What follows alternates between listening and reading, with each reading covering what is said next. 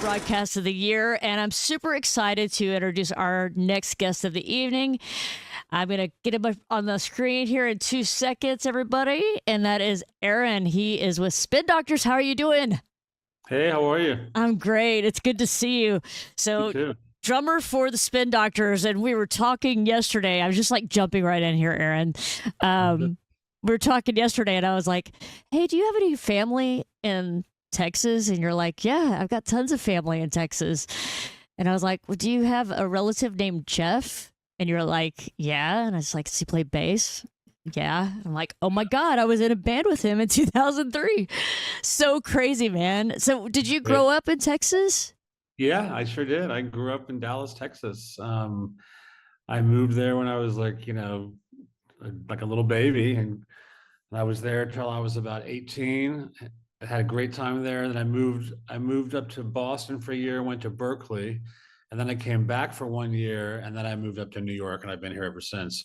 But I'm a Texan. I'm a Dallas boy, and I still love it. I have a lot of friends and family down there, and it was really I've always just loved the music scene down there. I mean, I have so many incredible friends who are great musicians down there, and I get down there as often as I can. That's so cool. Were you part of the Dallas music scene before you moved out of state? Like when were Oh you playing? yeah, totally. I played in all kinds of bands and did a lot of different gigs. And I went to a high school in Dallas called the Arts Magnet High School. Yes. Yeah. I'm sure you're familiar with it. So, Yes. all my friends are great musicians that went through there. So, it was really like such a cool scene for me, growing up. And I was lucky because I have an older brother, and I knew a lot of people a little bit older than me, and so I would do a lot of gigs, everything from like rock bands to blues bands to jazz bands, and I did weddings and stuff to make money, and I had a great time, great teachers, great schools. I really couldn't have had a better sort of musical upbringing than I think that I got down there in Dallas. Oh, that's so cool, man. I love to talk to folks like you who have toured all over the place and learn, how it was that you first got attracted to drums when you were younger. How old were you when you first started thinking you were into that? Yeah, I started playing when I was 9, and I played classical piano before that when I was 5. My parents got me classical piano lessons, and I was pretty into it. I got pretty good. And then I just sort of like at some point I just remember thinking I want to play the drums, and I asked my parents, if they could get me a drum teacher, and it was just really lucky. They went to the Brook Maze on over there on Forest and Central. Yep. Is that Six. still there? I think you're talking about the one that was at Forest and 635 LBJ. Yeah, right, It's exactly. That's no, what I it's meant. not there anymore. But I've been Oh, there many times. They just opened yeah. one up in McKinney recently. I ran across. It's Oh like yeah, whoa. yeah, right So over there yeah, by the yeah. old Valley Mall. Remember that? Yes, yes. It's so I used crazy. to hang out when I was a kid and smoke cigarettes. You- That's so crazy, Anyway, man. but yeah, but I got really lucky. They found this guy named Jack Iden at the Brook Mays store, and started taking lessons when I was 9. And he started me out just on a practice pad, learning how to read music and how to play rudiments. And he wouldn't let me get a drum set for 2 years. And at the time, I was really mad about it. And he said to me, he's like, you may hate me now, but you'll love me later. And he's right, because he just really helped me get my rudiments and my hands together. And then when I finally got a drum kit, I had some facility. And I went through a series of different teachers. I can't say enough good things about the music scene there. And I just, again, I feel so lucky. I'm into like music education. I'm kind of a combination of being somebody who, studied music really hard, really believes in a lot of hard work and practice, but also, the sort of natural thing and playing from your heart. And I've always had a real open mind and been into all kinds of music from a young age. So the stars kind of aligned for me as a kid in Dallas.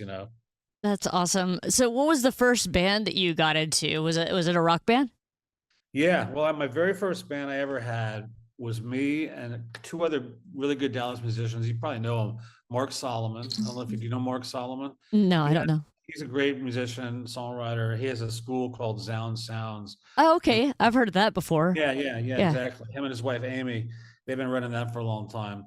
And then Doug Neal, a really great guitar player, and we had this band called Alien, and we were like in 5th grade, and we couldn't find a bass player because nobody played bass. Everybody played guitar or drums, and so it was just vocals, drums, and guitar, and we played like 75% Ramones songs because that's basically all we could play, and we all loved the Ramones. So that was my first band, and then I joined a band with my brother. I sort of moved up the ranks to the older guys, and, and I feel bad because my mom at the time was like, "Well, you can only be in one band, you know." And Gosh, anybody says like, that to us now, it's like, what? he's like, "You have to do your homework and whatever, you know." And so I quit Alien and joined this band with my brother and his buddies, and I think we were called Stratosphere or something ridiculous like that, you know. And anyway, I went through a series of bands. I was always in sort of these cool original rock bands, you know, throughout high school, and then I started doing a lot of gigs, like playing blues, and I got really into jazz and started doing a lot of jazz gigs and all kinds of stuff, you know. That's cool. Yeah.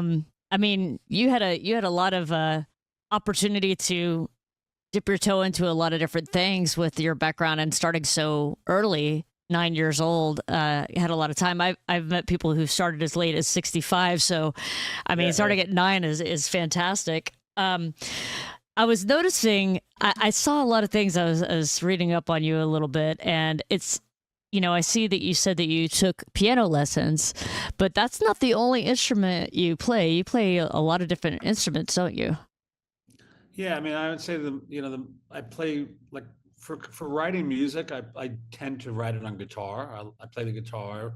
I play bass, but I sort of use the guitar as an instrument to write music with. You know, it's not like I can shred or I sit around and practice, but I more sit around and sort of just come up with song ideas. Sometimes I'll play the same thing for like 6 months, you know, and or have a couple things I'm sort of working on, and that's how I tend to do it, you know. But luckily, it's been great, being in the Spin Doctors and being able to collaborate with those guys, and I've gotten to write a lot of the music for a lot of the songs in that band. So it's besides just drumming, that's been like a really big creative outlet and something that's really kept me, really interested as well. And I have my own instrumental band that plays around New York City a lot. It's a little more on the jazz side of things, and all that music I write on guitar. That's so cool, man. I mean, because there's so many drummers out there that perform with groups, and they're just like the drummers. Sometimes they're just the hired guy, or maybe they're a member of the band, but they don't contribute musically. They're just like, okay, I'm going to come up with my drum parts, but they're not like writing full songs and stuff like that. So to be able to do that as a drummer is super cool. You're kind of like Neil Peart, you're kind of like, Well, get to come in and do some things. I definitely am not a good lyricist, and I can't sing at all, so I stay out of that world. I But I gotcha. think that I think no matter what you do, it's good to, like, for drummers. I think it's good to be able to play at least a little bit of another instrument as well, because even though we're playing rhythm, I mean, I've always felt it really important to think of it in a really musical way, and first and foremost, really serve the song. I mean, I'm into technique, and I've worked hard to develop a certain amount of technique, but ultimately, I'm always coming at it playing the best part I can for the music I'm playing. And I think composing music and knowing some other instruments helped me sort of get into that head as a drummer too. It's definitely made me a more musical drummer. Yeah. What are some of your favorite tunes that you contributed to with Spin Doctors? Let's see. I mean, going back to like the beginning, there's a couple songs on the first album that are cool. This song called "How Could You Want It When You Know You Could Have Me." I wrote the music to that, and another one called 40 or 50. I wrote the music to that. I actually remember writing the music. 40 or 50 is some music that I had written that year that I came back, in between Berkeley and New York. I came back to Dallas for a year, and I was just doing a ton of gigs, and I lived in like a house in like the Lakewood area with some friends. We had a band, and I wrote that music one night. I remember, actually, I'm real good friends with all the guys on the New Bohemians, Edie Oh Brickell, yeah, uh-huh, yeah. they're like real good friends of mine, and I've done some work. I've played with them all. I played with Edie a bunch, and all the other guys a whole lot. And I used to go. I love those guys. And I used to go see them. And this song 40 or 50, I remember I just gone to see a New Bohemian show at, like, I don't know where it was. It was probably at like Cafe 500 or Club Dot, or one of those places they used to play back then. And I remember just coming home and sitting on the couch, and being inspired from their stuff. And sort of came up with this music, definitely totally influenced by those guys. And, but those are some, and then like throughout the years, there's just been a lot of stuff. There's a whole bunch on the new record that I contributed to, and it's always been a real, creative atmosphere with us, and everybody in the band contributes, and so that's been very rewarding for sure. So going back to when you first got with the Spin Doctors, you guys first started playing out. I always ask this of people, like, when was that moment where you're like, okay, I feel like I've made it, or I'm there, I'm where I wanted to get to. Do you remember when that moment was for you?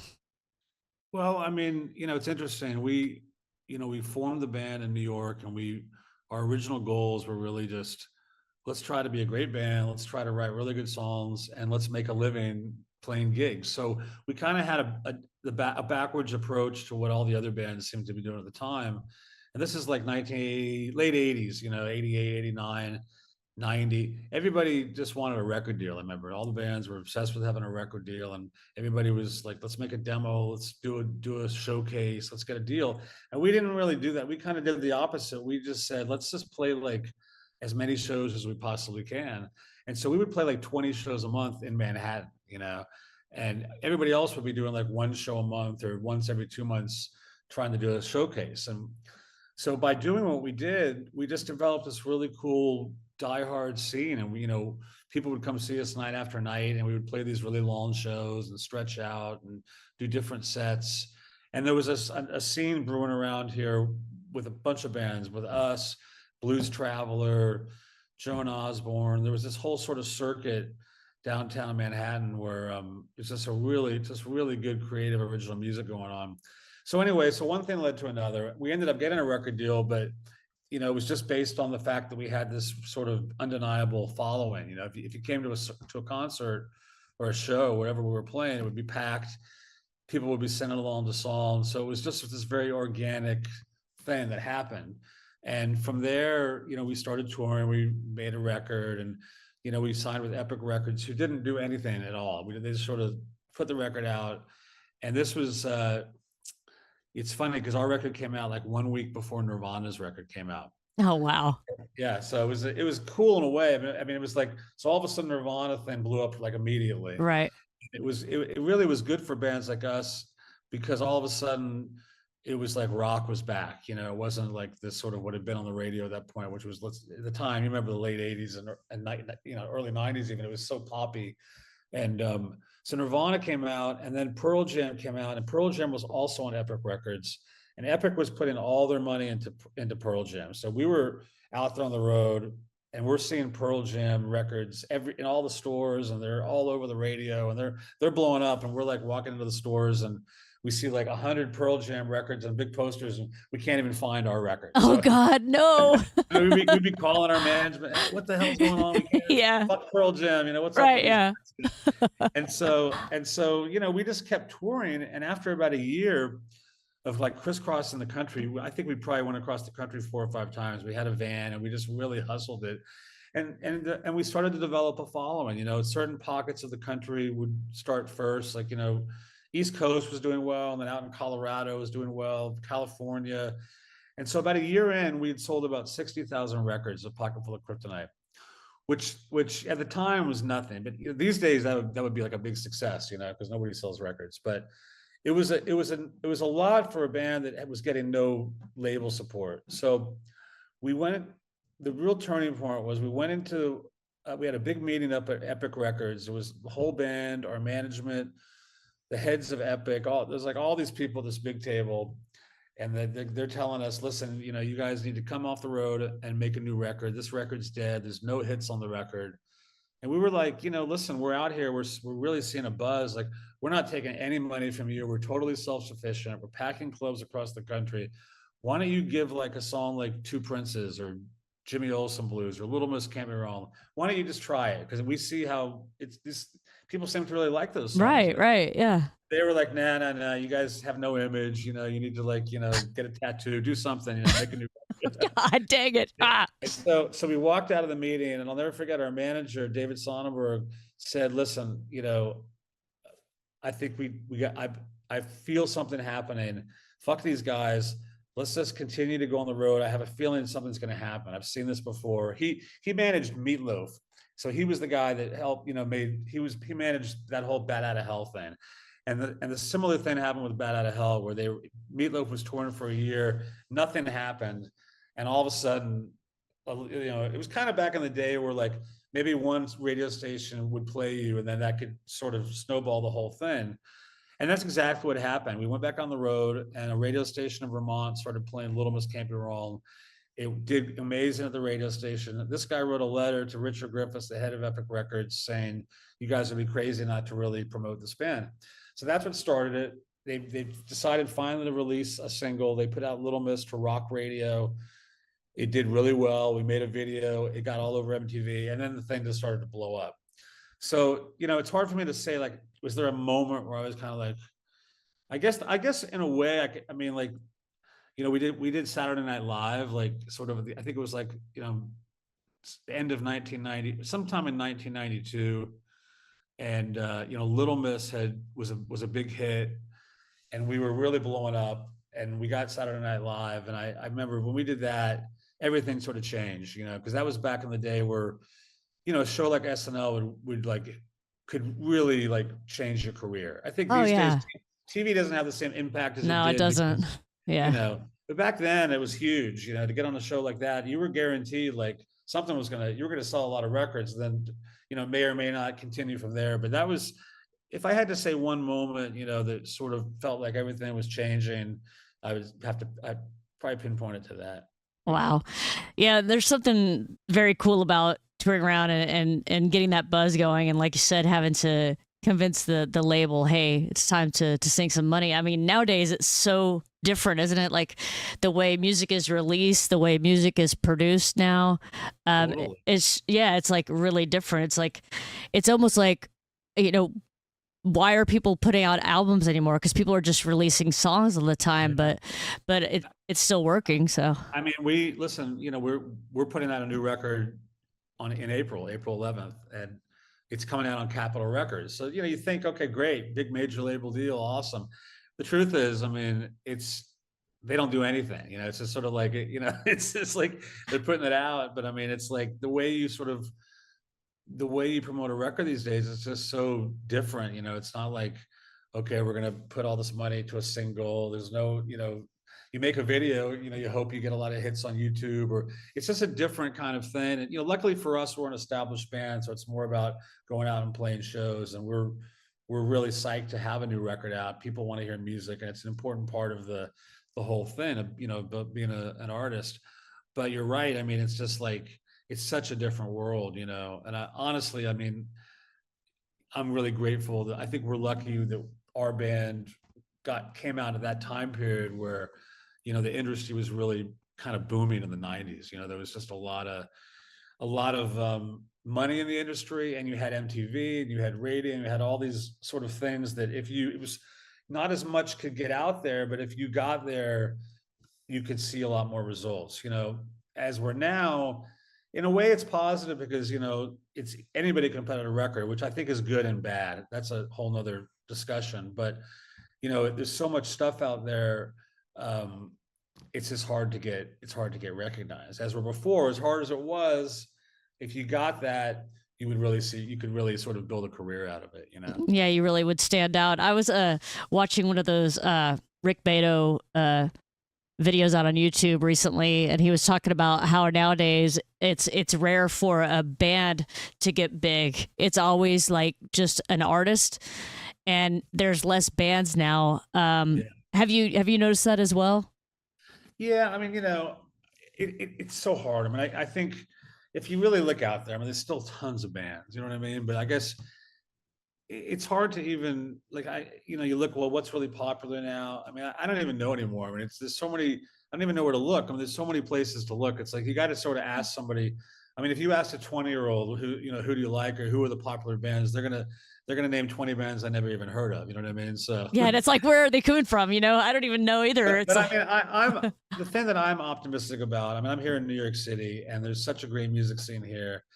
And I think that the talent level that I see with young musicians is really high. And, even though it's harder than ever, I think, to have a career.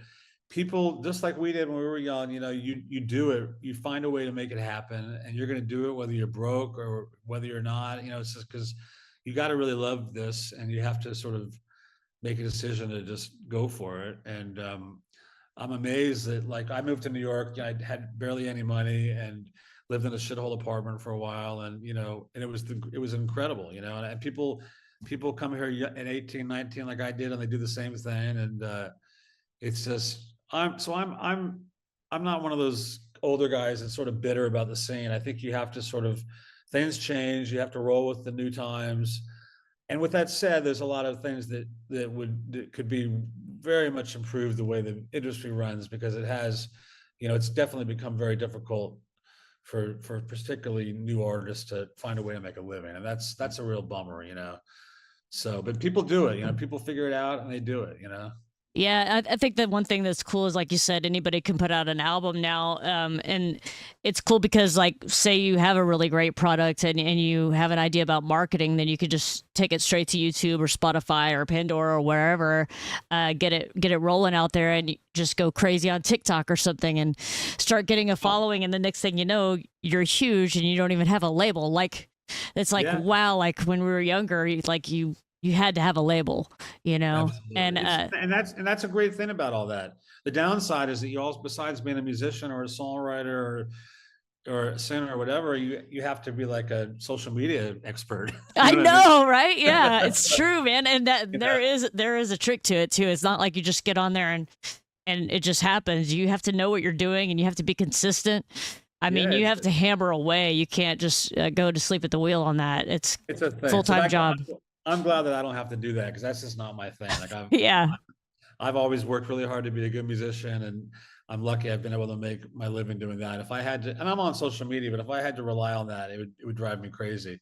But sadly, or again, that's the way it is. But it is sort of a, I think, for in a lot of situations, it is part of the deal.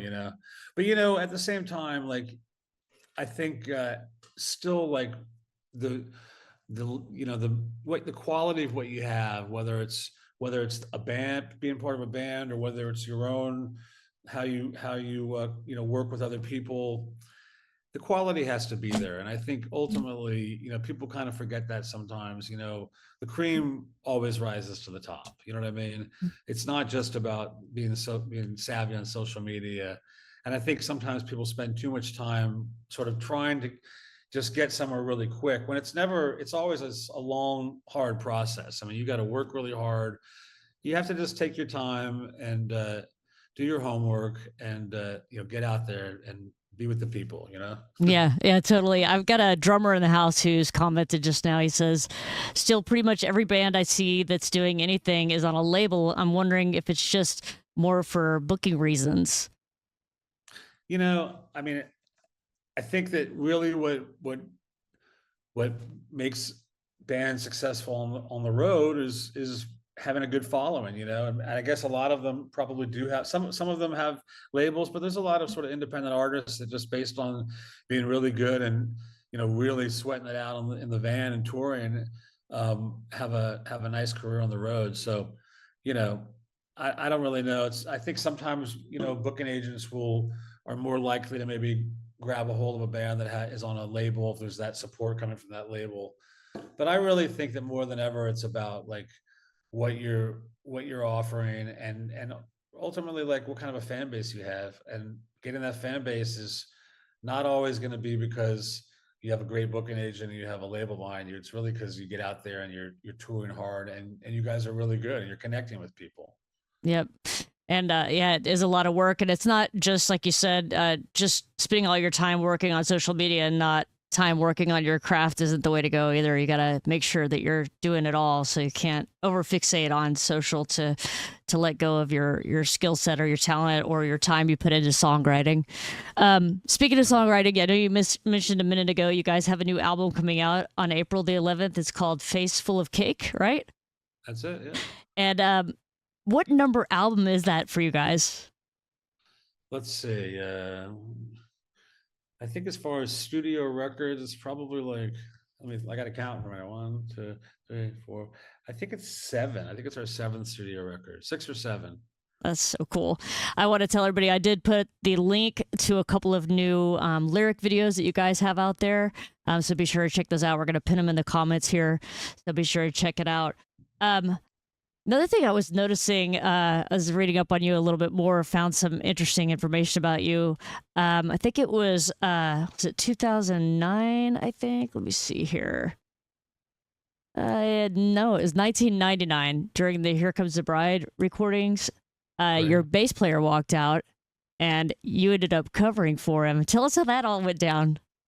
This is inner band stuff, bands, we've gone through periods where, where different guys have come and gone. And, Mark, the bass player, left for a little while with that period, and he came back for a long time. He left again recently. And, right now it's 3 out of 4 original members in the band, me and Eric and Chris. And that's just the way it is. Eric left at one point for a while. He came back. We've been in a band for almost 35 years now, so you're gonna have some differences here and there, and people might leave for a while. It's just the way it is. You know what I mean? Yeah, totally. Well, you've been there. I'm sure you know exactly what I'm talking about. You've been in bands all this time as well. Yeah, so, yeah. It's there can be drama. It does feel like it gets easier the older you get. It's it's more like a brother and sister argument. You're going to stay together, but we're actually in a great place now. We're older. We really appreciate what we're doing now. It's nothing's worth an argument at this point. You know what I mean? Yeah, totally. I was reading that also that tour for that album where your vocalist lost his voice for a little while. It was a really scary time. What happened? Like, how did he lose his voice, and how'd that all go down? It was horrible. It's happened twice to him. He had a paralyzed vocal cord. So we were out on the road. We just put out that record, and we were doing all these radio shows and everything. We just signed a deal with Universal Records, and he got sick. He got kind of hoarse. We didn't really think anything of it. We're just like, he'll scratchy throat. He'll be okay in a few days. And he just lost his voice completely. And ultimately went to the doctor, and the doctor, checked him out. He had a paralyzed vocal cord. It's a very rare thing that happens, and he couldn't talk for a year. About a year, he was like a whisper. Oh my God!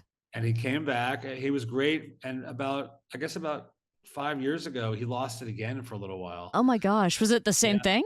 Yeah, it's just bizarre. He's got, but he's okay, but he has like a thing. He's got to be really careful, and it's nothing he's done. His technique's really good. He warms up, he studies, he's very careful, he takes good care of himself. Hopefully, it won't happen again. He's in great form now. He's in good shape. So, but it's a very rare thing. And sadly it happened to him twice, but that's life, right? Well, I'm so glad he pulled out of it, because I was reading up on it. It sounded like it could have been a permanent situation. So it wasn't anything he was doing. It's just some rare, crazy. That's got to be terrifying. That's like somebody coming in and your hands going numb and you can't hold a drumstick. Like, what would you do? That's right. And like you said, when you're going through it, he really didn't know for sure if it would come back. It usually does, but how your mind goes through, and you never know. It's exactly like what you said. Like if something like that happened to us, and we couldn't put our hands, so, and that does a number on you. So, but anyway, he's in good shape, and that's the good news. Yeah, that is good. Have you ever had any experiences where, I know I have, where like I, sprained my left foot, I broke my right foot, I had a shoulder injury, and learning how to play with 3 appendages instead of 4, and just crazy. Have you done all that stuff too? Luckily I've had some like minor tendonitis over the years, but I've never, like, I'm knocking on wood again, I've never broken a bone. I've never been in a situation where I couldn't play, or I had to like not only use one arm or one leg. I've been in a few situations where I was in a lot of pain. I had to have like a band on my wrist, but I've worked through that. I had some physical therapy, and I'm real careful now. And if I get any kind of pain, I know exactly stretches, and you're a drummer. You learn how to like sort of work through these things and deal with them. So if something like that happens, it doesn't freak me out. Yeah. But I don't think there's any musicians that hasn't suffered some sort of man. Something. Yeah.